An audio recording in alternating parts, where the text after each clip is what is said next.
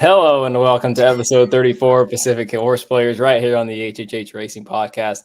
I am Noah. We've got Ryan with us, and Jackson is going to be joining us in a minute, probably from the car. But anyways, we're going to be talking about the Derby CITY-6 so far.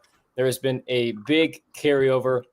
Not exactly sure what the amount is. I should probably know that off the top of my head. But anyways, we're all hoping that nobody hits it until Sunday, because Sunday is closing day at Churchill Downs, and they're going to have a mandatory payout.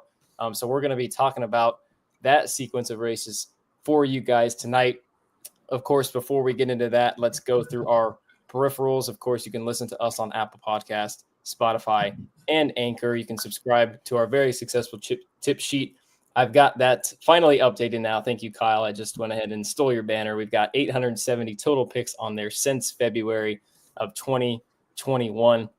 And then you can go purchase those and find out more about us at our website right there, hhhracingpodcast.com. Besides the normal stuff, we do have some new things that we are going to be talking about, a lot of exciting stuff to come for this summer 2025. But I'm going to wait until there's a little more people in the show before I get to that, because we got a lot of exciting stuff, so you don't want to miss out on that. Let's check out who we've got in the live chat. We've got Katie here.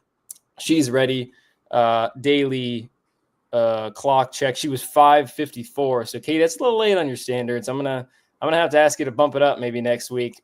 Matt is here. He is on time. He says hi all. And then we've got the boss with us. He is working on capping this Sunday pick six as we speak. Done with the first three races. This is going to be fun. And then it sounds like the Saturday Stephen Foster card is going to be very challenging as well. And the Sunday card that we're going to get into is definitely quite the doozy. So we're going to get into that shortly. But Ryan, we've got a special guest joining us besides Jackson, which obviously he's not here yet, but a grad student at the Ohio State University.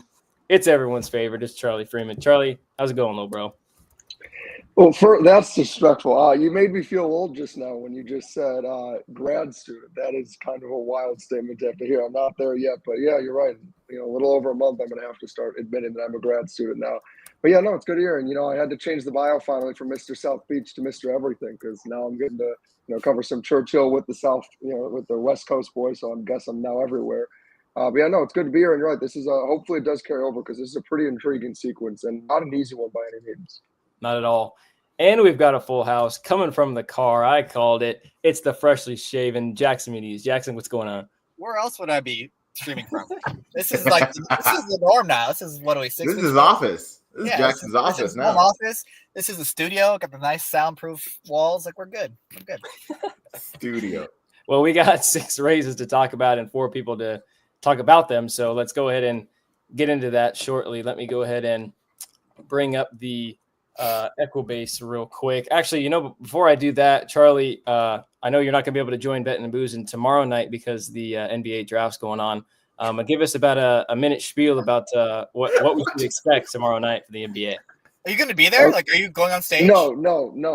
It's always been around my birthday, so it's kind of been a tradition since like middle school, and I've always had people over for the draft to get together for it. I actually had to sprint over to this podcast because I was recording an episode for my friend's podcast on the NBA draft. But no, the first 2 picks are really straightforward. It's going to be Cooper Flagg and Dylan Harper. Now it's supposed to be BJ Edgecombe at the 3, and then the draft really gets interesting. Ace Bailey was supposed to be a surefire pick 3, and then he canceled all his workouts, and there's been a bunch of drama. So really, once we get to pick 4 is when the draft gets interesting. There's all these trades going on. Boston's moving all their key players. I know I'm around a bunch of people who actually don't really care about the NBA, but it should be a really intriguing draft. I'm curious to see what goes on. There's a lot of trade rumors circling, and I'm going to be recording something on my own at some point as well to address my latest predictions. So be on the lookout. I'll probably tweet the link to when I record my own episode breaking it down. Yeah, go check that out. And there's a couple other comments I want to get to. John Fort Wendell. Live about an hour from Churchill, and temps have been brutal. Yeah, I've been complaining about how hot it is in California. But in reality, it's beautiful out here, dog. It's 76 degrees. It doesn't compare to here, man. It's like 95. Yeah, it's been pretty brutal from what I have heard. But let's go ahead and get into the handicapping. First race that we're going to be talking about is up on the screen now. It is race 6. Starts the Derby CITY-6. It is 3:18 Eastern. The Bashford Manor Stakes. Purse of $225,000. It is 6 furlongs on the main track, and this is for the 2-year-old boys. The first 2 races of the Derby CITY-6 on Sunday are for the 2-year-olds. So interesting and very difficult races to predict. We've got a field of 7, and of course we do not have morning lines, which means we do not have numbers in the program. So you guys do your best to say the names and numbers and correspond, all that good stuff. But morning line favoritism, if I had to guess, would maybe be split between the 1 Spice Runner or the 7 Password. Let's get our picks up on the screen to see who we are going with to get things started. And Charlie, I'm going to have to do a little bit of work to get yours in there because you were a late addition to the group. But in terms of the normal 3, I'm going 7-1-5. Ryan's going 6-7-4, and Jackson is going 7-2-6. So Ryan, I'll have you start things off with Sal Elliott, the Calbred for Antonio Fresu and our good friend Doug O'Neill. So get things started off with what you like about this one. Yeah. First, I hope you're still healing up well from Doug O'Neill's thrashing of you a couple weeks ago. That was brutal. Anyway, no, Sal Elliott, Calbred, facing open company here in this one's second start right before Del Mar. This one's going into stakes competition. If that doesn't show a vote of confidence from Doug O'Neill and from that barn, I don't know what does. To go against state bred competition, and then you fly out to Kentucky to make this one's second start. Very respectable speed figure, but on top of that, very win early family on the dam side. A bunch of winning siblings. A lot of them have wins at 2 or really nice showing. So I think Sal Elliott can step right up against this company. Probably going to be overlooked here. 1 being a Calbred, 2, shipping in from the West Coast, and you have a lot of these runners that people at Churchill are familiar with. So I'm hoping you get a bit of a price. I don't know what you will. I'm going pretty deep in my pick 6 in this leg and the next leg because these 2-year-old races are so unpredictable. And Charlie, I've got your picks up now. You're also going with this horse. So talk about what you like about this one. Yeah, no, I completely agree with Ryan. For me, these earlier legs, I know they're not quite turf sprints, but these are definitely up there with turf sprints for the races that I get the most nervous about and are the ones where I end up being like, I'm not even surprised I got knocked out and it looks like I have the logicals. Yeah, I thought the debut was just very professional with this horse. I understand, it says there were some blue numbers, but I thought it was impressive how this one, started on the outside, which I always get nervous when a horse is either all the way to the outside or all the way to the inside because, sometimes with those first-time starters, they have a little more trouble focusing when they don't have friends to their inside and outside. But looked very professional the whole way. Fresu looked pretty confident the whole ride as well, in my opinion. It looked like he really just knew that he had the horse to beat, and he never really looked concerned. And then once he just started asking for him off the turn, I just really liked the late turn of foot that he had. And when they were getting to the wire, obviously I know it's a stretch out now to 6 furlongs, but it looked like he still had plenty left in the tank and he wanted to go. And his strides, to me, at least visually, looked most impressive right as they were getting ready to cross the wire. It looked like he was kind of just getting started, which is a big plus for me. Look at me being the non-West Coast guy, still decided to jump on the West Coast horse. Yeah, I know. I love it. And all 3 of you actually have this horse somewhere in the mix. Jackson just broke the top 3 for him. Maybe I'm overlooking him a little bit, but he just got to prove it to me. I'm probably going to get some more thrashing from Doug, but I can take it. I'm gonna take it, and we're gonna move to the horse on the outside and let you have a chance to talk, Jackson. You've got the 7, who actually I've got on top as well. And honestly, I wouldn't be surprised if this horse that actually didn't win last time is the favorite on Sunday. I don't know. I feel like the 6 is going to be a pretty big favorite here. He's 20 points faster than everyone else on the speed figure, on both time form and buyer. I don't know if you trust the number necessarily. That's a whole different conversation, but I'd be very surprised if the 6 isn't a strong favorite in this race. The 7's Password. Yeah, he ran fine on debut for a barn that really does not care about winning first time out. Broke from the rail, has some trouble, finishing up nicely late, and good encouraging debut for a hot barn. Pratt brothers come back. Now he's on the outside. He has a start underneath him. Continues to work well in the mornings. I think there's definitely some things to like. These 2-year-old stakes races are a bit of a guess at this point in the year. There's not a whole lot to go off of, but if I think he's as good as anyone in this group, and he's going to be somewhat of a price, I would think. So I'll put him on top. Yeah, and hopefully the price sticks because it looks like the boss likes this horse a lot. Thinks that he's going to love 6 furlongs, and he did break from the rail and did have a little bit of trouble and was running on late. So I think he's going to take a little bit of attention from the public, especially I would watch the board because it is the first leg and you do get that luxury. Let's go to some others. let's go ahead and go back to you, Jackson. You've got the 2 who's Long Strider. I think there are a bunch of horses that we can talk about, because I think the 3 is maybe the only horse that we won't talk about. But you've got the 2 Long Strider in second, who another one that could definitely be a prize. Yeah, this one probably should be a price. Comes out of a restricted race. Those are usually a little softer races. But I like what he did that day. I mean, he was another by Union Rags, supposed to get better going longer, and he was able to win going 5 furlongs into a pretty slow pace and got up that day. Horses that come out of it have all come back to pretty much improve about 10 points. I think there's one exception, but for the most part, the numbers come back a little bit stronger. Definitely needs to take another step forward to be competitive against these. But I thought he was a bit interesting at what should definitely be a price against this group. Yeah, and another price is the horse that you've got in third, who I believe is Romeo. Is that correct, Ryan? That's the only 2-time starter in here for the connections of a horse that was successful as a 2-year last year, Studley Do Right for Perez and John Robb. Would you like about this one making the 3rd career start? Yeah, last time out at Saratoga during the racing festival was a 5-horse field. They didn't really fly up front. Mythical just kind of took them all the way around there. I like this. This combo's sneaky. They don't shy away from these spots, and they don't shy away from shipping their horses when they have a good 2-year-old. So I want to give this one a look underneath. I think it's a deep race. This one is already stakes, has tried against Stakes Company, which is, more than you could say for the rest of this field. I think Mythical's a decent horse, but I think Romeo could certainly surprise.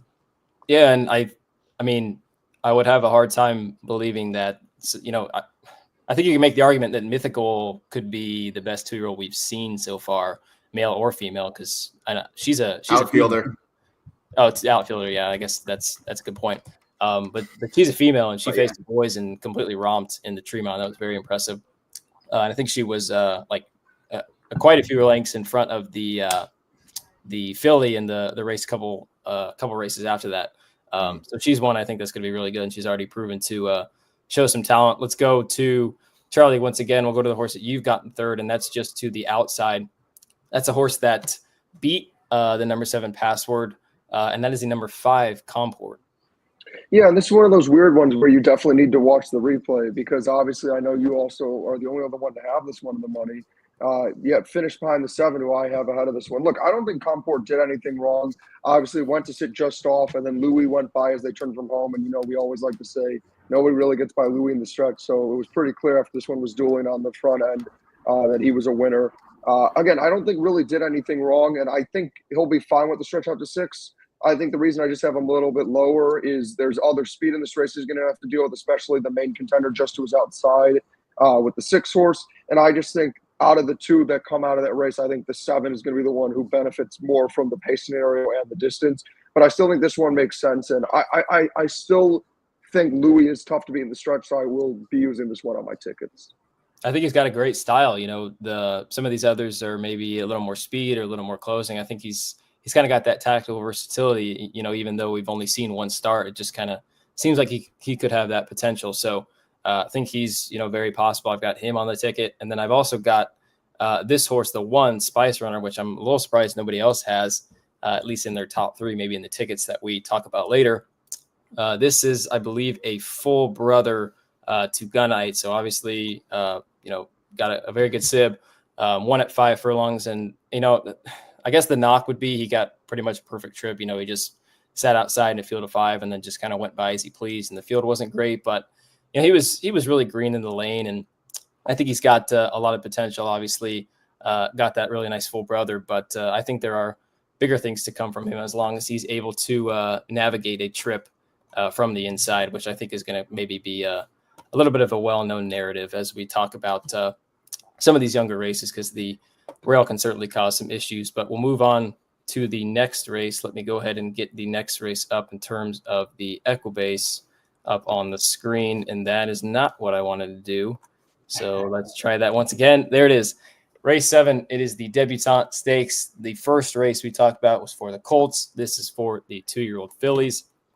And there is the field right there. We've got a field of 9 and another race where I do not envy the morning line maker, because this is quite the tough race to do such a job. Let's go ahead and get our picks up on the screen for the second leg.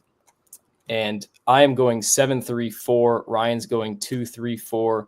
Jackson's going 3-7-6. And Charlie is going 7-4-1. We'll go to Jackson, who's going with the 3. This is the O'Neill runner that I actually liked a little bit, and one that I think is very talented, and that is 3 Light One Up. Yeah, I agree. This is the O'Neill horse out of the 2 running on Sunday. This is the one I want. I mean, I just trust that number so much more because we've actually seen some run backs and they've pretty much validated it pretty strongly. So definitely think that's a number that's legit. Up to this point, she's obviously very, very quick. They ship her out here for a reason. They paid a lot of money for her. Just a lot of things to like about her. She should be towards the front, and she should be tough to beat if she runs back to that debut effort. Yeah, no, I think you're exactly right. I'll go back to you, Ryan, just because you are a West Coast guy. Is there any reservations you have? Maybe just the ship over, or maybe the group wasn't that good, or are you with Jackson and myself maybe a little more confident in this runner than the first one we talked about? I mean, I can't be overly confident in any 2-year-old, but I would lean with this being the kind of 1A and the Colt being the 1B, because as Jackson mentioned, we've seen a couple of those come back and run back and already, complement that form. I will say when I'm watching the feed, if I see Doug O'Neill in the house, I will put win bets on both of these 2-year-olds, because if he makes the trip out, he's certainly serious about it. So I'm curious to see how this one shows up, but again, I'm not going to trust a 2-year-old and enough to single for sure. I don't think he's going to make it out there. He's going to be too hungover celebrating Rank's victory on Saturday in the low. Oh, that's right. That's right. That's right. Yeah, exactly. Man, get Rank to the winner's circle, man. Yep. Get him in there. Poor guy. The long stretch at Santa Anita at Los Al is exactly what he needs. Number 7, Percy's Bar. Charlie, that's the one that you've got on top. I've got her on top as well. And if my dad was part of the show, he would certainly have this one on top, maybe even a single in the sequence. 4-length winner in a 4.5 race at Keeneland. Obviously on paper, pops out a little bit, but just off of the visual, I'm sure you saw, was very impressive first out.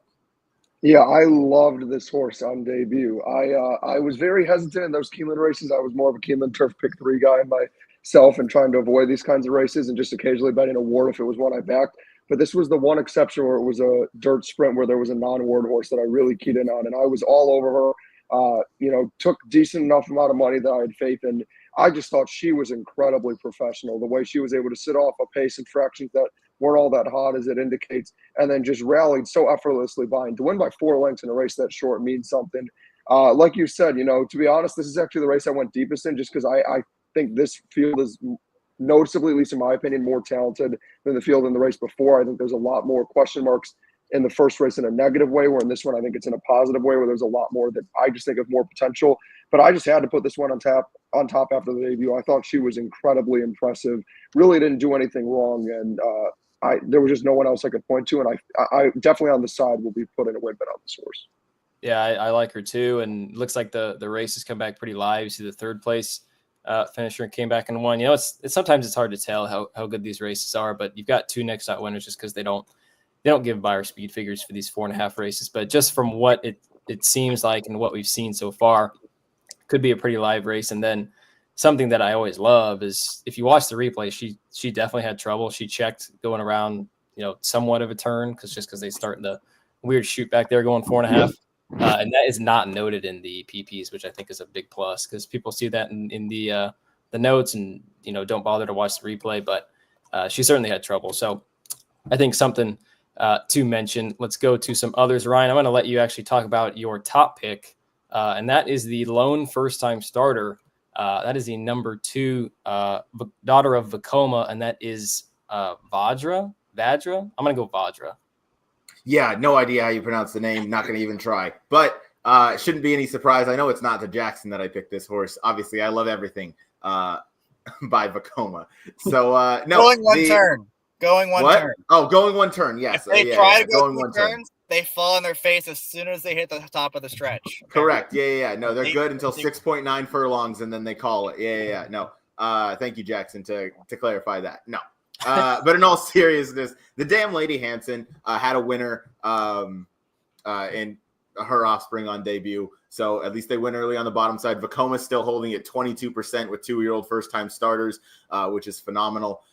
So I want to give this one a shot. Obviously, Irad sees fit to take a board. Him and Brissett have had a lot of success with their 2-year-olds. And to throw this one into the deep end in stakes competition for the debut, I mean, this kind of early on in the 2-year-old season, it's not that rare to see. We'll see it a lot at Saratoga, I'm sure. Like just in the Tremont, there were a couple first-time starters. But I think that shows a lot to what this horse possibly has in the tank. And if anything, he's just kind of the unknown in this field. And I think the jockey booking of Irad gives me a vote of confidence. And obviously the breeding speaks for itself. Yeah, first it's a she, so feel free to drink. Yep. Yep. Oh, I'm not drinking any more alcohol, but I'll drink some water. Yeah, chug that water, will you?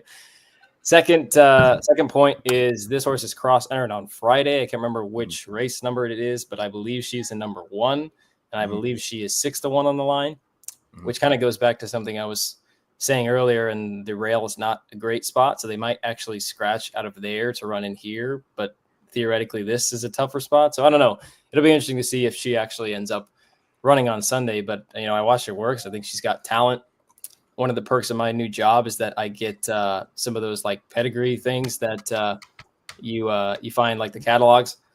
So second dam was a stakes winner, and then you go in all the way back to the third dam. She is a full sister to a grade 3 winner and a half sister to a grade 1 winner. So there is some precocity with the first dam, as Ryan mentioned, but if you go back a little bit further, there's also precocity there, maybe to suggest a little bit longer. So we'll see how she does first out, and maybe first out's Friday. We don't even know. Let's go to the 4. The 4 is the one that you've got in second. Charlie, I've got this horse in third. Ryan's got this horse in third. It is by far the most expensive purchase of the group. It is a $1.2 million second-time starter named America the Great. Yeah, no, and this was another one similarly, kind of like to the race we talked about before, where we have 2 horses coming out, and I'm choosing once again the one that finished further back. But was another one that was, rolling late. Obviously did not break well at all, was off last, and then was flying like a sure thing late. And it just clearly looked like, at least to me visually, once she sort of figured out what she was doing and got going, she was just absolutely rolling. And, I'm just going to bank on the extra distance works out in her favor here, and she's worth that price tag. And, maybe she's hopefully she's a little bit calmer than my dogs are being right now. But, yeah, I think she'll take a nice step forward second time out. And in a race that, again, I think is pretty open, I'm going to be using this one for sure. Is that Sugar or Chelsea that seems like they like the 4? Well, Chelsea's the one barking a little bit more, but Sugar's wagging her tail more, so I'm not sure how you make that decision there. Sounds like a best bet from the Freeman dogs. Yeah, they apparently really like this horse. They feel strongly about that price tag. Yeah, certainly.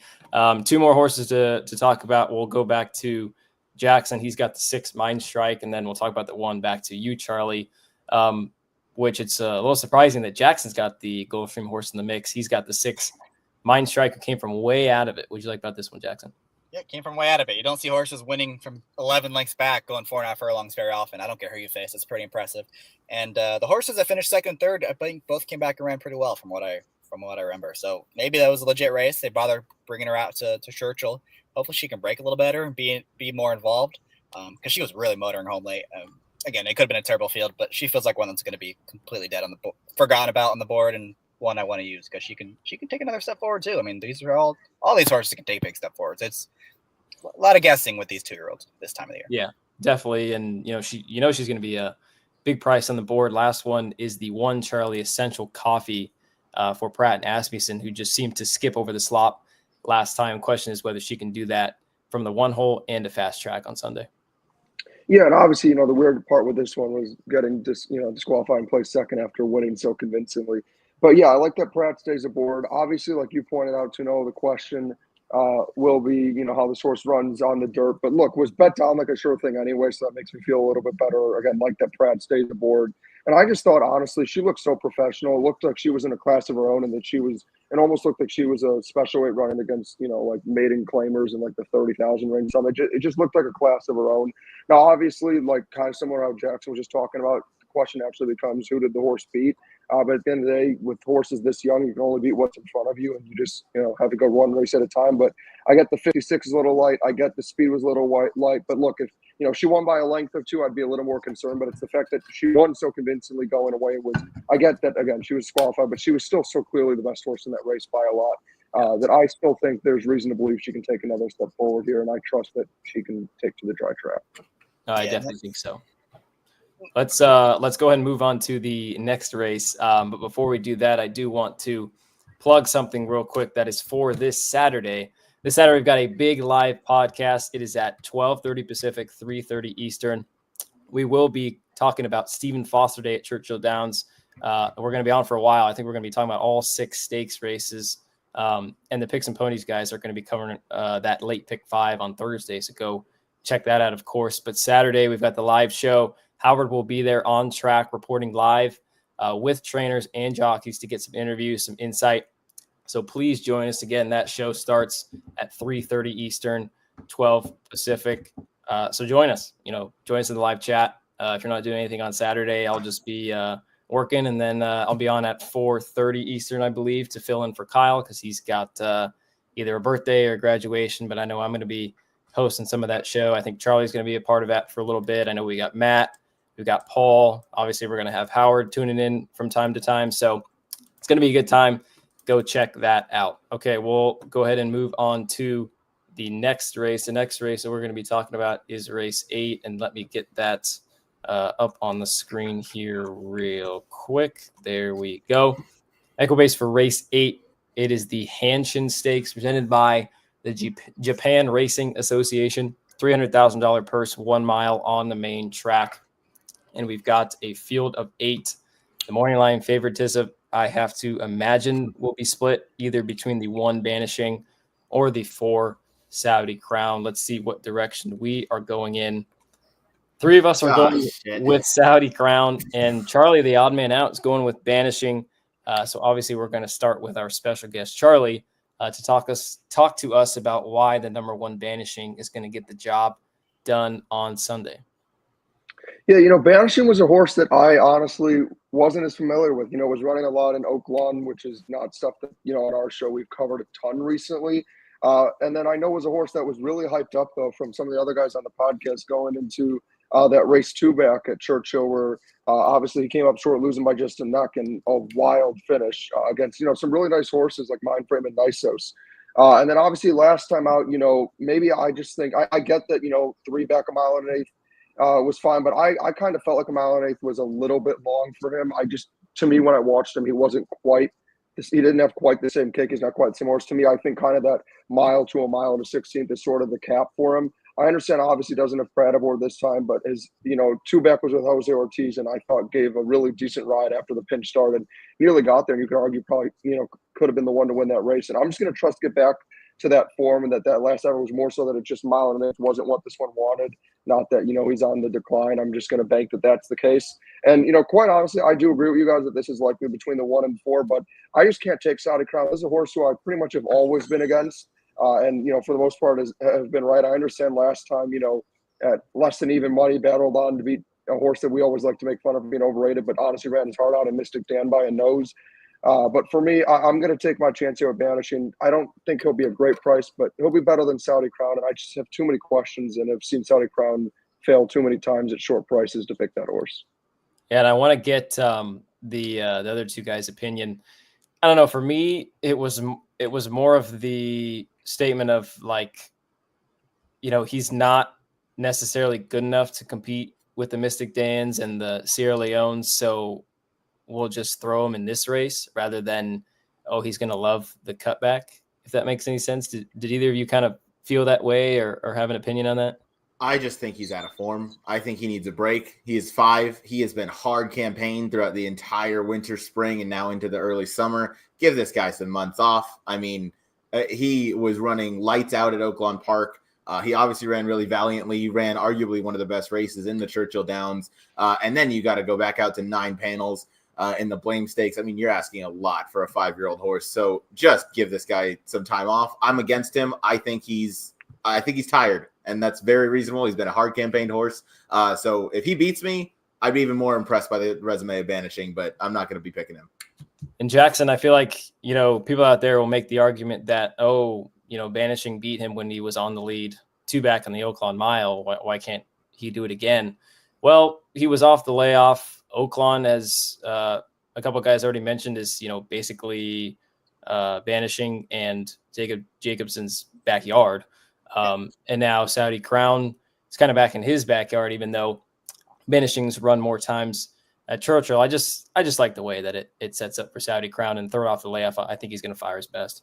Yeah, I agree. I think it's also a fair question if banishing's the same horse he was back in March. Very fair question. Now he's got the rail. He's also going one turn. This is a very different configuration. Saudi Crown's 2 best races of his career both came around one turn. I think it's going to be a big difference in this race. He was huge. I think it was his 3rd start. It was the Dwyer, I want to say. They came around one turn, and then the race in Saudi when he ran his eyeballs out that day. It was one of the biggest performances of the whole year last year.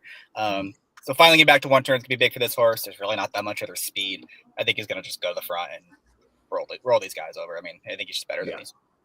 Yeah, I'll stick it with you because some of you guys have the 2 Judge Miller. Jackson, is there a big discrepancy between your top pick and your second pick, or do you think Judge Miller's got as good a shot as anyone? On top, there's a big discrepancy, but he's very clearly second for me. I'm having a nice exacta with these 2 horses. They've always thought a lot of this horse. I think he's a half to Royal Delta, I want to say. One of those big time mares. I can't remember exactly who it was. I mean, the dam is comforting. Clarier, that's who it was. And it was some big time filly. Yeah, they were the same, 10 years apart. No difference there. They always thought a lot of this horse. I know he's ran some good numbers. I like the comeback race. He did it from the rail, did it against a good field. Everyone to come out of that to run on dirt they've all improved at least 5 points, I want to say. So a lot of things to like about this horse. He's supposed to take a step forward. They confidently ship him across the country to face. They knew who'd be here. It's not like, oh, surprise, Saudi Crown and Banishing's here. Like, they knew who was going to show up in this race. Yeah. He's going to be tucked in just behind him. He's going to get a good trip. I think we'll see his best ever in this spot, and probably be good enough to get second. And Ryan, obviously you agree, but I want you to touch on the 7 who was mentioned in the chat. That is Will Take It. Let me pull up that comment real quick from the boss. He says he thinks we're overlooking the price in the number 7 progressive 4-year-old, improving, ran well first time course and distance, and will get pace to run into. Ryan, take it away. I mean, you've got him in 3rd. Nobody else has him in the picture, but I guess in theory, if things start to heat up front, I think he's going to be running late. Yeah, no. Quick point on Judge Miller is just, the vote of confidence, like Jackson said, to ship this horse out here off that win. I mean, they've always really thought a lot of this horse. I think the 1-turn mile is really what suits him best. I think going the 2 turns out west maybe isn't exactly where his strength is. So I want to see him go in the 1-turn mile, and second off the bench is going to be really interesting. This is another one that I like. So essentially it's all Saudi Crown on top for me, but I'll play a B ticket with this pick 6 if the pool really does carry over into Sunday. That pool is going to be massive. It'll get to 10 mil probably, or at least, 8. So I play a B ticket, and I'm going to back up with the 2 and the 7. I think that the only way Saudi Crown loses is if they really fly up front. And that would leave Judge Miller to pick up the pieces, and we'll take it to pick them up if they really, sizzle up top. I think this one's progressing along really nicely. Obviously, this is going to be his biggest test pretty much of his career to this point. But I think he's in a spot where he's in good form. I like that race last time out at Churchill Downs. He's going to have to run well off Lasix, but he did it a little earlier in his career. So I'm not convinced that he's going to be bad without it, but I think he can take another step forward, and they're going to have to heat up things up top, but I think it could set up for him. Yeah.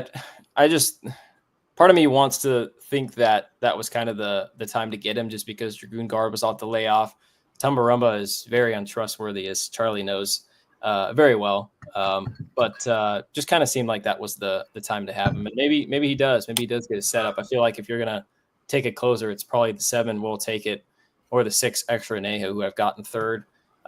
But to be quite honest, I don't really believe that he's a miler. I know way back at Ellis in June of 23, he won really impressively going a 1-turn mile, but he's kind of found the niche, as you saw too back in the Commonwealth, where he's been very good going 7. So going to be interesting to see how the mile suits him. I think it might be a little too far for him, but maybe just a little more talented, in my opinion, than the 7. But we'll go ahead and move on to race 9. Quick question. Yeah, this is pretty random, not really pertaining to anything we're talking about. Does anyone know when Gaffleone's coming back? I haven't seen any sort of updates. I'm waiting for him to come back. It's been months. Charlie, anything?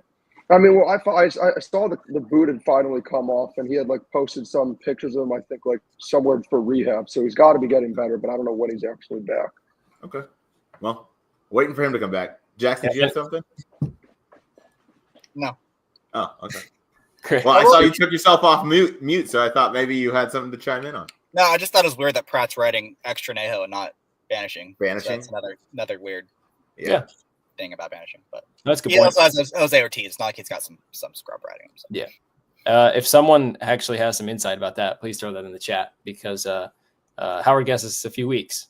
So hopefully sooner than later because like Saratoga.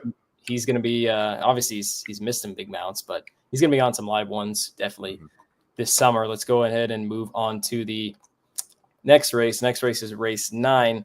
We're moving right along here. Race 9 is the Anchorage Overnight Stakes. It is a $175,000 purse, and it's the first turf race that we're going to be talking about. It is 1 mile and 1/8 on the grass, and we've got a field of 9. Morning line favoritism, most likely going to the 7 Pin Up Betty. Let's see who we are going with in this race. And there are some 7s, there are some 3s, some 2s, some 8s. I'm going 7-3-2. Ryan's going 7-8-2. Jackson's going 3-7-4. And Charlie is going 7-3-8. Let's go to Jackson because he is the odd man out. And he is going with the price that I actually like quite a bit. And it seems like Charlie does as well. He's going with Duvet Day, the 6-year-old mare for Pratt and Michael McCarthy. Jackson, take it away.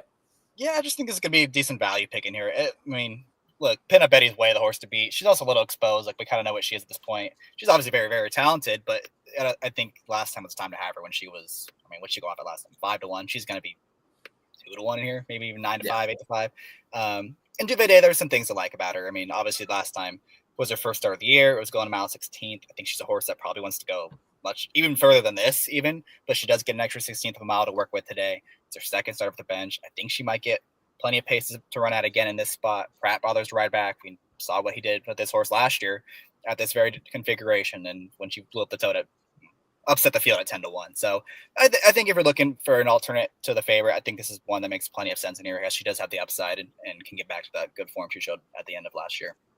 No, I think you're spot on. I mean, honestly, I could see a very similar running line to the Cardinal last year back in November, where there's definitely more speed than there was in the Mint Julep. She's second off the layoff. She gets more ground to cover.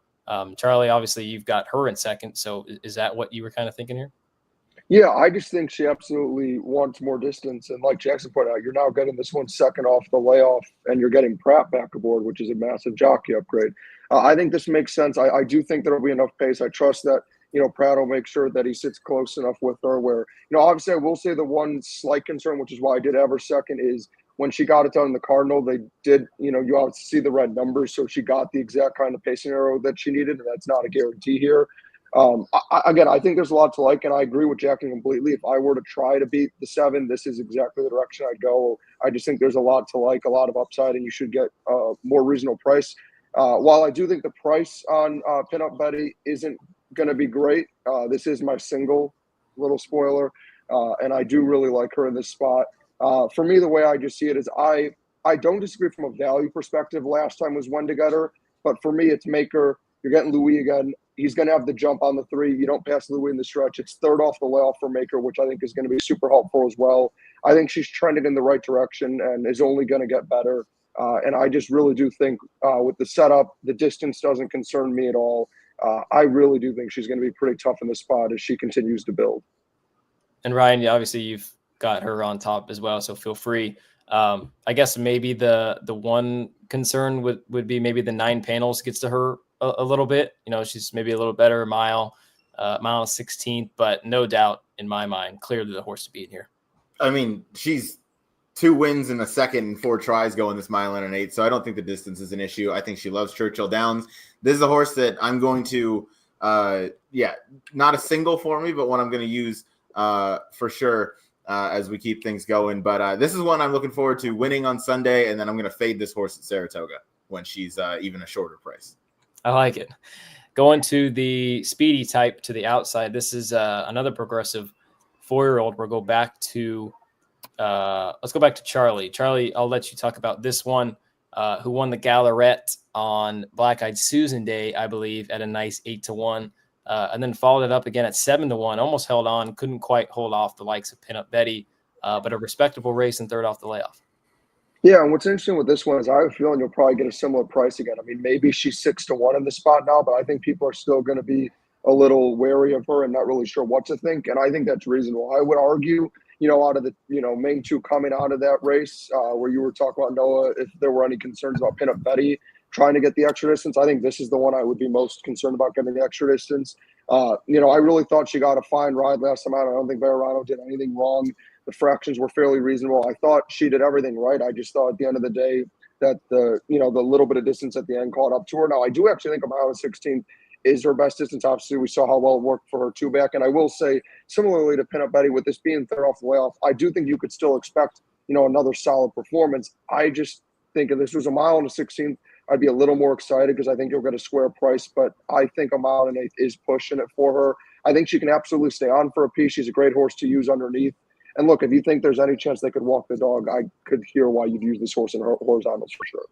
No, I think that's a great point. Two more horses to talk about. The number 2, Ryan, you and I have in the mix.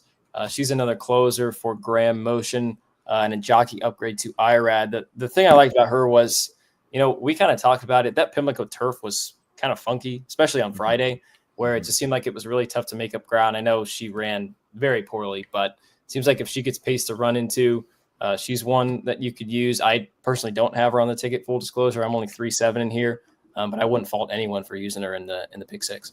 Yeah, Charlene's Dream, who I also used. I don't count the Pimlico race as anything. I was ready to draw a line through that just with how biased that racetrack was. Charlene's Dream was 30-1 on the morning line, went down to 8-1. And obviously kind of won for fun as nobody made up any ground, but came right back to that Churchill Downs where she lost to Pinup Betty. And she ran the exact same race, and she ran really well.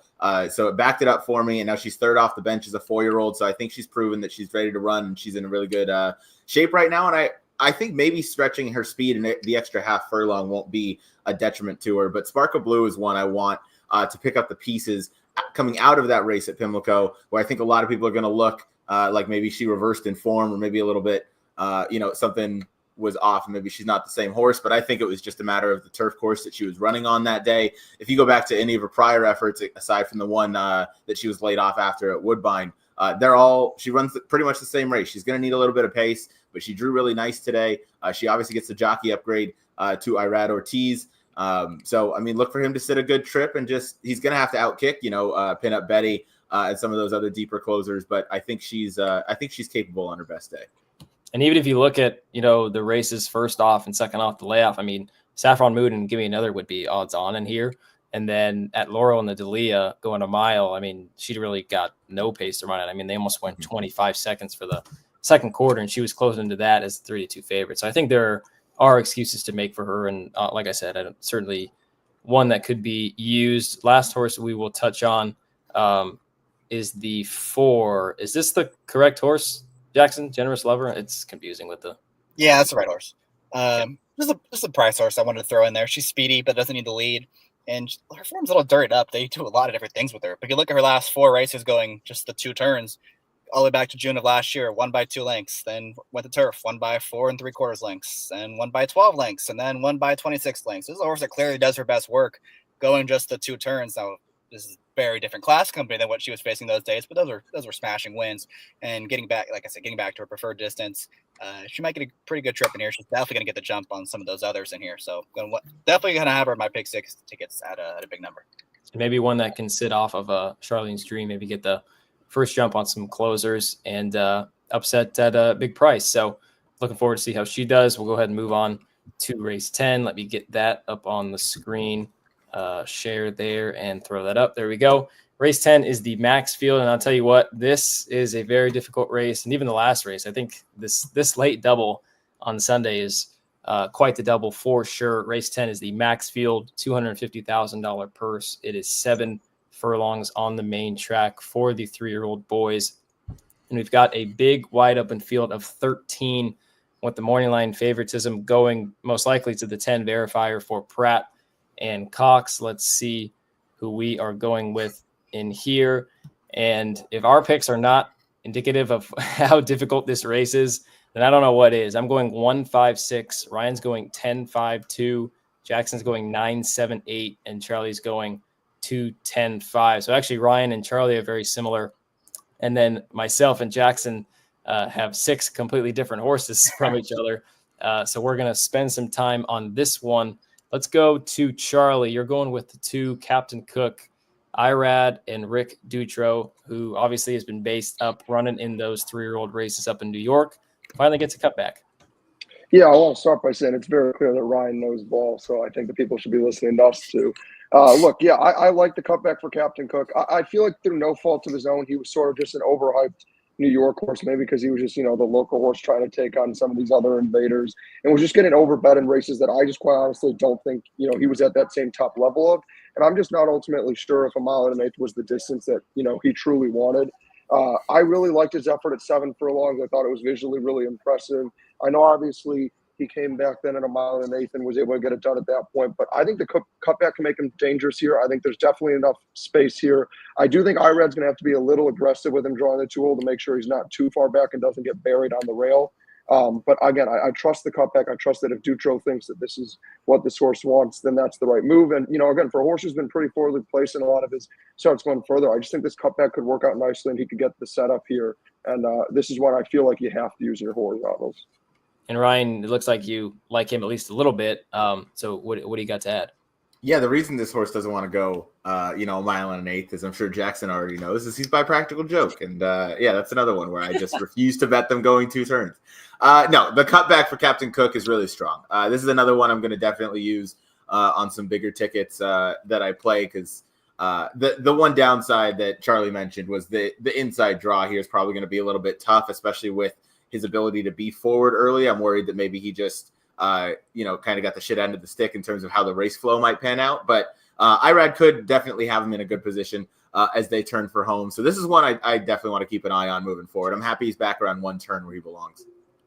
Yeah, no, I think that's exactly right. Let's go to Jackson, who's got 9-7-8. Is that right, Jackson? That's got to be right? You've got the 9, who I believe is this horse right here. Is that correct? Max got excited? Yep. All right, well, go ahead. Convince us. This horse is probably going to be like 45-1, to be honest. Look, I thought this was an absolutely impossible race. You got horses doing all kinds of different things. That's what I was trying to figure out too. I don't know is that what he's No, what do you do to my brain's not firing at full capacity today, guys. Yeah, I apologize. Sure. I wasn't sure I heard it right, but apparently I did.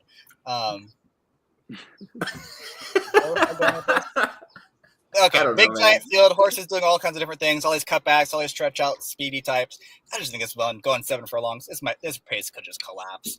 And he's the best, I think, the best of he's the one true closer. He's going to be last going into the far turn. He's got a big, devastating turn of foot when he really wants to unleash it, and he's going to be able to have that chance in this spot. Obviously, he needs to get faster. He is improving, though.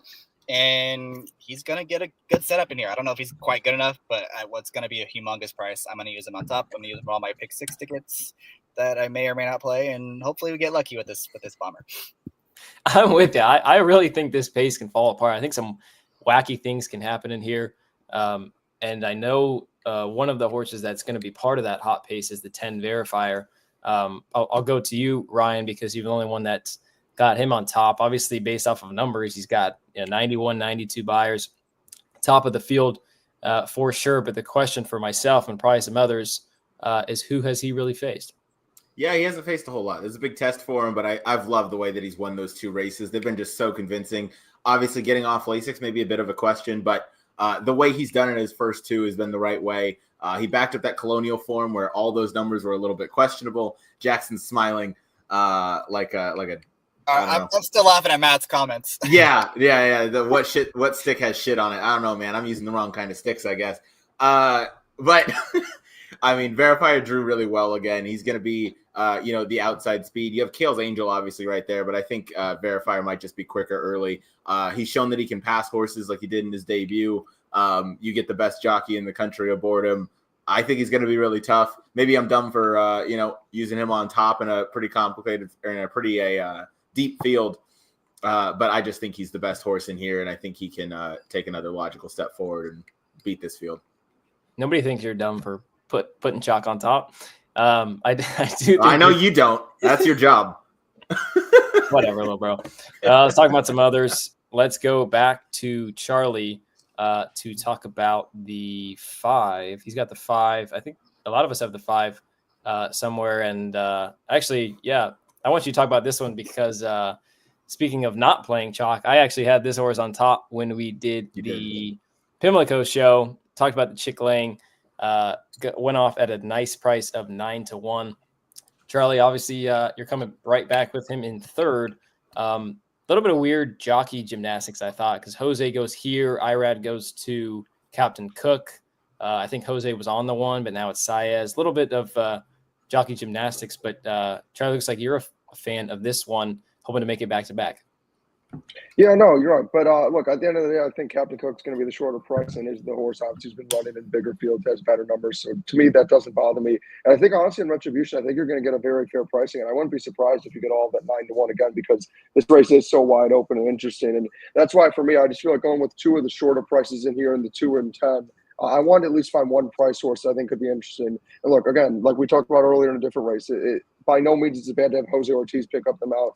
I think Cherie DeVoe is, a terrific trainer. Obviously, I don't view her quite to the way Kyle does, where he'll take her at all costs, but I do think she's a very solid trainer. I don't mind this distance at all. I think the stretch out could be beneficial, and I thought he was really impressive last time, to be honest. I did not see that effort coming from him by any means. I didn't think he was a bad horse. Obviously, losing to a horse like Gunmetal, 2-back, who had such big expectations, is nothing, to be worried about. But, I thought we saw a different side of Pimlico, and for a track also that wasn't always the easiest to, close on most times. I thought that was a pretty impressive effort. Again, you're going to get a good price. Obviously, he's going to have to take a step up on the buyer's end of the competition level, but by no means is this one impossible. I know you liked him a little bit last time when we did the show, Jackson. He's got to be second choice, right? Has to. He should be up there, I think. I mean, I don't think you're getting 10-1 again. I mean, No. He's coming out of a stakes win on Preakness Day. It's Cherie. It's Jose. There's a lot of things he's going to get bet for. But yeah, I'm going to throw it back to you because you've got the 7 in second, Speed King, who might actually be the speed of the speed. I know he's got a 118 and the 10 Verifier's got a 120 something. But if he had the lead at the first turn, I would not be surprised at all. Yeah, he's got one way to go. It's straight at the front. That's his best trip. That's his only chance. I'm a little worried after that last race. Might have taken a lot out of him. That's why I really wanted to get Q and single him, but I just couldn't quite get there. It does worry me about what happened last race in the Arkansas Derby. But if he gets back those races from earlier this year, I mean, those were really strong races. That should translate to 7 furlongs. He's obviously very, very fast. They're going to have to come catch him in here.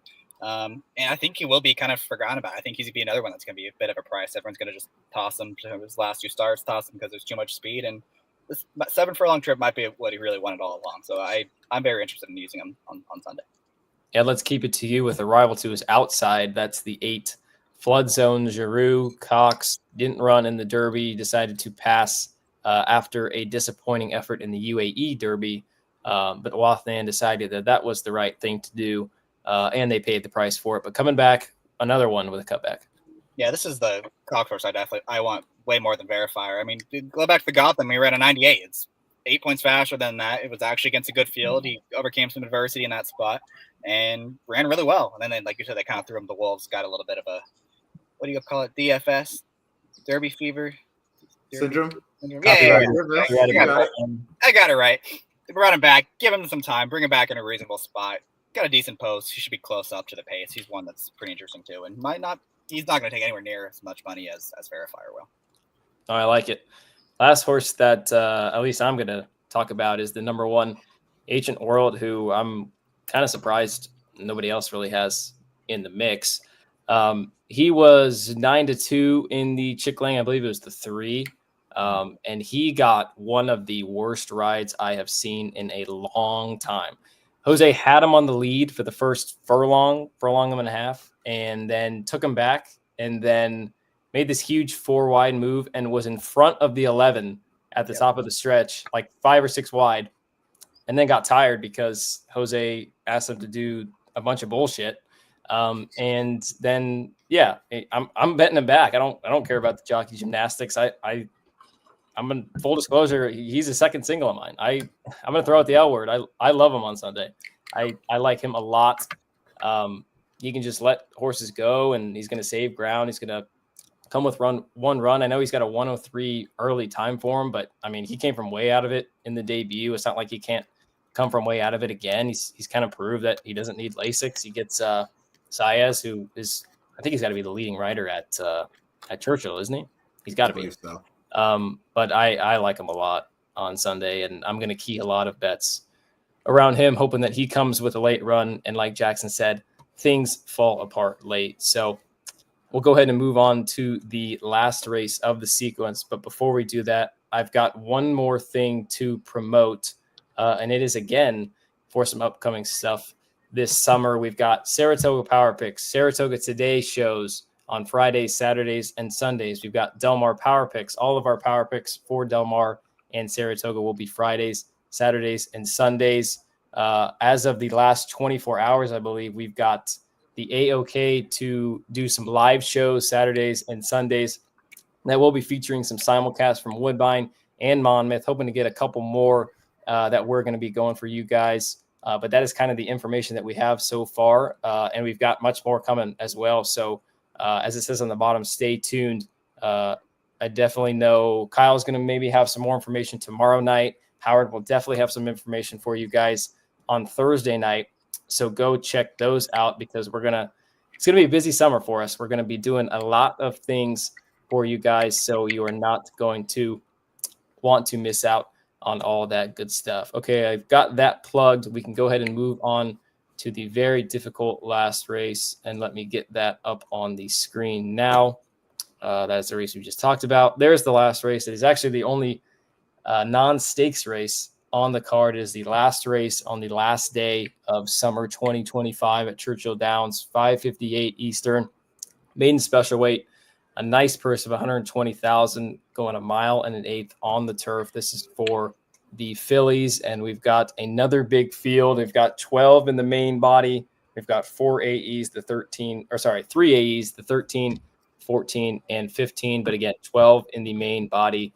Good luck figuring out who the morning line favorite is going to be in this race, and also good luck finding out who the winner is going to be. Let's see who we think it's going to be to close out things on Sunday. I'm going 10-5-1. Ryan's going 7-9-3. Jackson's going 5-2-3. And Charlie's also going with the 5. He is going 5-2-10. Ryan, I'm going to have you finish things off for us. You're going with the 7, the Rigney Racing runner, Mary Madison, second-time starter for Jose Ortiz and Phil Bauer. Yeah, this one had a nightmare trip first out for a first-time starter. Wasn't quick out of there, and then got steadied shortly after. This one being by City of Light, certainly they can handle the turf pretty well. Even the dam has a little bit of turf breeding on her side. So I want to give this one. I mean, this is certainly bound to be a price, and the Phil Bauer runners just seem to run lights out in Kentucky. So I want to give this one a shot, moving dirt to turf. This is a really complicated race. I did give a strong look to the 5, but I could not lean on Florent Giroux to bring me home in this last leg. So using that one in the pick 6, but wanted to get a little creative, go Jose Ortiz, Phil Bauer combo that teams up, and they often pop at prices. They pop as favorites. So this is one going to turf. I know Phil Bauer doesn't have the strongest numbers, but I think she's capable of an upset here. Let's go 2 to the inside to the horse that both Charlie and Jackson have on top. I'm going to have Charlie talk about this 3-year-old first. This is Good Game, the 5 Giroux and Brissette. She's 0 for 6, but only 2 starts on the turf. And the last one was a nice one. Yeah, no, and you kind of have, the Beyer top back-to-back races angle to look for as well. That was also only the second race on turf. Ran into that very interesting Keeneland race that we were there for, where Double Velocity wanted to be, which I think was the horse that Jackson loved, if I'm remembering correctly, but didn't have anything to show for it. But yeah, I thought that effort last time out was pretty impressive, honestly. And to be fair to Florent Giroux, even though I hear where you're coming from, Ryan, and I normally would agree with you, I actually thought the ride he gave was really solid. I thought he got everything out of her, and she ran a really nice second and just missed. I think, now third time out on the turf, and now that Rudy's, figured out that this is where she wants to be, this is the better service for her. I think she's going to have the jump on some of these, sit a nice tactical stalking trip, and I think she's the horse to beat here. obviously, Jackson, you think the same. I think out of that race, you've got the second, third, and I believe you're the 6th or 7th place finisher coming back. She ran second. I think if you want anyone, it's probably going to be her. Yeah, I mean, both the two turf starts are pretty good. The Keeneland race was huge. I mean, they flew. She was 3 wide every step of the way and was there. She ran really well in that spot. Then came back, and last time I thought she ran fine too. She tried to chase she was way back there against a slow pace, flew some lead leader, still ran second. So she's kind of been up against it from a trip standpoint. I think last couple starts, drawn under the inside today. Hopefully be a little bit more tactical than she was last time. I just think she's going to be pretty tough to beat if she runs back to either of those two, and she can take a step forward in this spot as well. I've paired up by her tops. Favorite angle in racing, right, Ryan? Mm-hmm. That's right. I thought the favorite angle was the practical jokes and the Bacomas at 1:30. That's my favorite angle. His is the paired up by her tops. I got Just wait till we talk about the number 3. I feel like Jackson and I also have the same angle there.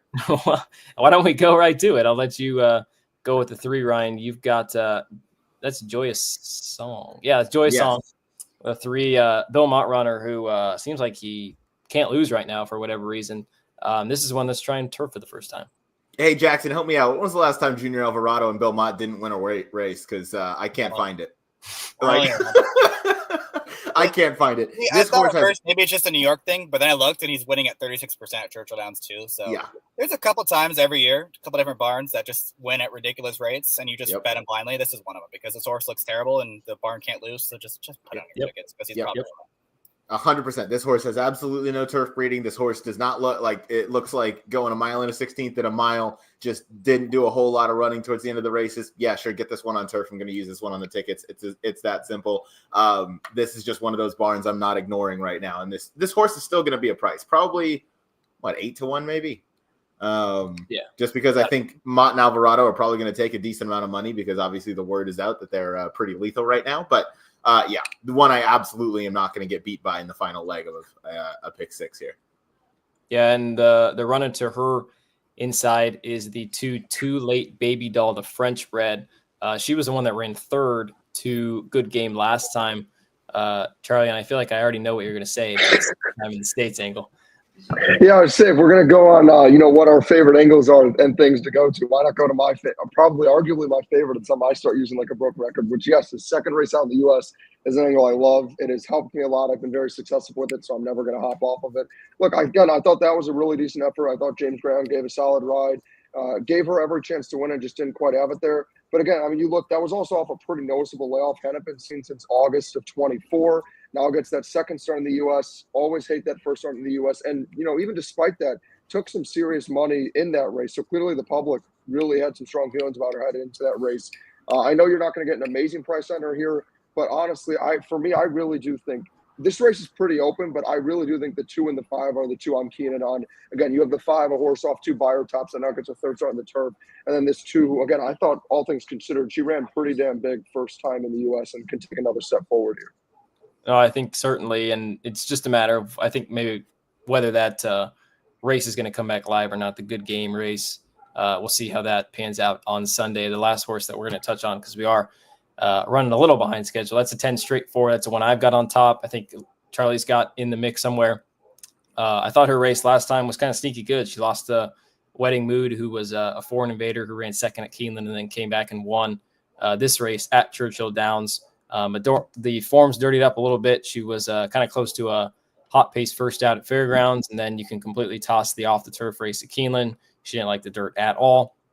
And then she had one of the Asmussen sons on her last time. It gets a big step up in terms of jockey and piloting to Flavian Pratt. This is a homebred for Whisper Hill Farm. Probably going to take a little action, but I think in terms of verticals and stuff, if she does take some money, I think that's going to be a good sign going forward. Let's go ahead and get into our tickets because we do have 20-cent pick 6 tickets for you guys. We'll start with our guest ticket. That's Charlie. He's going 5, 6, 7 with 1, 2, 3, 4, 7, 8, with 1, 4, with 7, with 2, 5, 10, with 2, 5. Can someone tell me how much that is so I can throw that on there real quick? Anyone got that math? I know you divide by 5. I think it was somewhere around. Okay, well, I guess I'll do. I thought it was somewhere around 40ish because my target was to be under 50, but I would have to fact check that. We got Howard as the math teacher. That would be pretty awesome. 43.2. Damn. Oh, so I did. Wow. I said my goal was to be under 50. I didn't I even didn't even hear what you guys said. You said it at the same time. 43-20. Good shit, 43-20. Jackson. All right. 43.20 for a 20-cent base. Let me throw that on there real quick, and then we'll let Charlie talk about these ticket real Sorry, quick. Matt's comment, man. No, yeah, I'll The go. I mean, Honda look, I don't know what our budget was supposed to be. For me on the college budget, it's usually like $50 and below is what I would play. So I wanted to make it realistic for something I would do. Look, I think these first two races are pretty tough whenever you have like these 2-year-olds running. The first race I do ultimately think is a 3-horse race, but I'm not going to get cute and try to figure out who the odd one out is. And then I think the second race is pretty wide open, so I'm just going to spread and hope. Then in the third leg, Saudi Crown or Banish, and it could be either. I think you guys made a lot of fair, good points, but I'm just going to play it safe and use both. I said it earlier when we covered the Pin Up Betty race. I'm not going to jump off her yet. I hope Ryan's right, and this is the last race to be on her. And then you jump off, and I kind of actually, funny enough, have a similar feeling. I just think she's fine at the distance and loves Churchill, so I'm going to trust her to get the jump and get it down there. Then the third leg, second last leg, realistically, 2-5-10 might be too skinny, but again, I'm trying to base off my budget, but I'm just going to hope I can get through with those three. And then the last race that we just talked about, I really do think either the 5 builds off the buyer top back-to-back or the 2, has a good effort second time in America. All right, I love the ticket. I guess we're not going to go with Ryan because he's got the ABR logo up there. So we'll go with Jackson. He's got a nice cheapy ticket, $28.80 for 20 cents. He's going 2-5-7 with 3-6-7 with 4 singling Saudi Crown with 3-4 with 2-7-8-9, and then exactly the same as Charlie in the last leg, 2-5. Yeah, just to address Matt's comment real quick. I could go back in the office, but it's loud as hell in there. You guys wouldn't be able to hear me, so I'm choosing to be out here. Like I said, The Honda handicappers, fantastic. Yeah. I wish I had a Honda. It wouldn't break down nearly as much. Anyway, just trying to get the first 2 legs. Like, I'm 3 deep and all. It's the 2-year-olds. I hate it so much that they're in this sequence, but they are. So just gonna try to get by with those 3. Hopefully get a price from either of them. Singling Saudi Crown. He's the most likely winner of the entire sequence by a mile. Just take him, single him, move on. In the 9th race, gonna try to pitch Pin Up Betty. Look, she's gonna be whatever she is, 8-5, and on the tote board, she's gonna be way, way lower than that in the pick 6. It's 20 cents. Everyone's gonna throw her in because she's the obvious horse. She's gonna play way, way lower. Don't need her. Hopefully she loses. If not, so be it. Going into the next race, the Max Field, kind of the same thing. Using a bunch of prices. Still don't want to overspread too much. I did use Captain Cook, who'll be up among the favorites, but Speed King, Flood Zone, and especially Max got excited. Will all be prices. Going to pitch Verifier, who's going to be way over bet in that spot. And then the last race, I may single good game. I don't really know how they're going to bet that race, so I did double up there. Kind of just depends how they bet good game and too late baby doll. So curious to see more in line on that one, but that ticket could shrink even more. And definitely more excited to play the Turf Pick 3 on Sunday than the Pick 6. Yeah, they got Turf Pick 3 on Sunday, which I believe is 5, 9, 11, and then they've got one Saturday too, which I think was kind of announced a while ago. But 2 great bets that I know I'm going to be investing in. Ryan, there's your ticket. You are the most expensive of the group at $48. You're going 4, 5, 6, 7 with 2, 3, 4, 7, 8, 9, singling Saudi Crown as well. Hello, Liv. Going 7, 8 in the 4th leg. Singling the 10 verifier. He's got 2 singles in the ticket, and then he's closing it off with 5 in the last. He's going 3, 5, 7, 9, 12.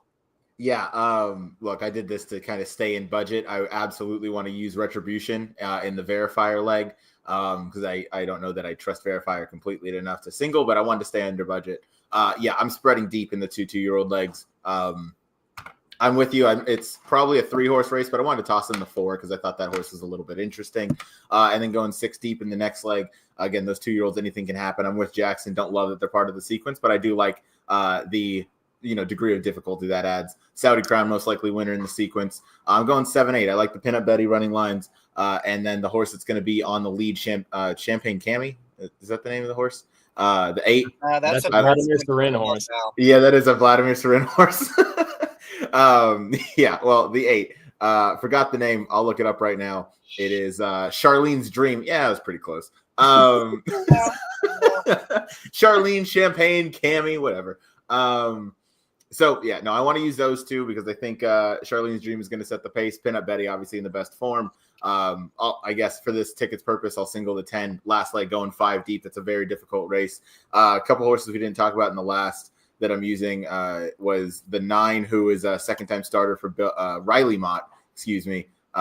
who I thought was interesting, Maple Syrup, and then a first-time starter to the first-time turfer, Rafael Bejarano for a Tis the Law filly that I think can handle the grass a little bit. So going 5 deep in the last, $48 for 20 cents, but I'm currently looking at my notes that I have like a $244 ticket that I would play if I'm able. So that's out of budget. Just bet it all on Saturday Crown to win. You'll be better off. Yeah, I could do that too.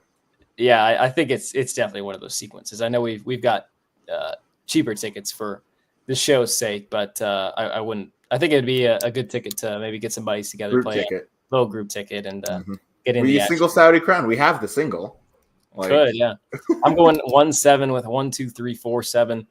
Also singling Saudi Crown with the 4, and then going 3-7 in the pinup Betty leg, and then singling my best bet of the day, Ancient World. And then I have absolutely no clue in the last race. I'm going 1, 3, 5, 7, 10, 11. That is $24 for 20 cents. So that is going to conclude the show. Jackson, looks like you're starting to sweat a little bit. Charlie's, blowing on his phone or whatever. Ryan's hungover. It looks like we got to get out of here. Anyone got some final thoughts? What? It's Tuesday. I was at the Padre game last night, man, and I'm old. I don't bounce back as quickly as I thought I do. All right. Yeah. Did they win? Hey, oh hell no! They got the doors blown off of them by the Nationals. No wonder you were hammered. That makes sense. Exactly. Drown out the sorrows. Yeah. Charlie, you got anything for us? Anything to wrap us up with? No, just excited to play this weekend's racing. Obviously got the big card on Saturday that you and I will be covering live that I'm looking forward to. And no, I think it's going to be a fun rest of the summer though when we also move into New York. So, looking forward to the rest of this horse racing year. It's far from over. You got a sleeper for the draft? I don't know if you mentioned that earlier. Did you? You just kind of mentioned the obvious, right? Yeah, no, I kind of mentioned the obvious. I don't know if I have a sleeper because some of the guys I was trying to be creative now are drawing a bunch of attention. But there's this kid out of Washington State, Cedric Coward, who I like a lot, but I think might go end of the lottery or mid first round, who starting to draw a lot of buzz. So I think he's really interesting. He could be a guy who's special in a little while. Jackson, when are we playing golf next? I don't know, man. Soon. Jackson doesn't want to play with me because he got embarrassed. But anyway, that's gonna wrap up. That's gonna wrap up the show. This has been episode 34 of Pacific Horseplayers covering the Derby City 6. We will knock on wood, hoping that it carries until Sunday and nobody hits that during the week, because of course there will be a mandatory payout on closing day at Churchill Downs for Sunday, June 29th. And of course, PHP out.